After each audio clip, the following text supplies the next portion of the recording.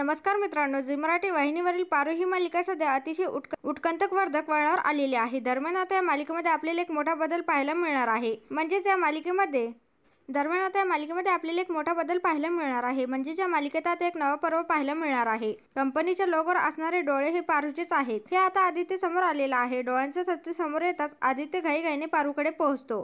पण त्याआधीच पारू निघून गेलेली असते. आदित्य आता पारूच्या प्रेमात पूर्णपणे बुडाला आहे. घर सोडून गेलेले पारूला काही करून किर्लोस्करांच्या घरी परत आणायचं असं आदित्य ठरवतो. त्यासाठी आदित्य अहिल्यादेवीची समजूत काढून पारूला आणण्यासाठी वेगळ्या रूपात पारूच्या गावच्या शेतात जाणार आहे. डॅशिंग आदित्य पारूवरच्या प्रेमापोटी शेतात बुजगावणं बनून उभा असतो. आदित्य बुजगावणं झालेला असतो, त्यामुळे सुरुवातीला पारू त्याला ओळखतच नाही. शेवटी आदित्य तिला अडवतो आणि बुजगावणं बाजूला करून तिच्या समोर येतो. आदित्य पारूला म्हणतो की पारू, आता मला तुझ्याशिवाय करमेना झालंय आणि माझं संपूर्ण आयुष्य आता तुझं झालंय. पारू हे ऐकून प्रचंड भारावते आणि आदित्य तिला अलगद मिठीत ओढून घेतो. त्यामुळेच आता आदित्य आणि पारूची अनोखी लव्ह स्टोरी मालिकेच्या पुढील भागांमध्ये प्रेक्षकांना पाहायला मिळणार आहे. म्हणजेच मालिकेत आता हा एक नवा पर्व सुरू होणार आहे. पारू आदित्यची लव्ह स्टोरी पाहण्यासाठी प्रेक्षक देखील प्रचंड उत्सुक आहेत.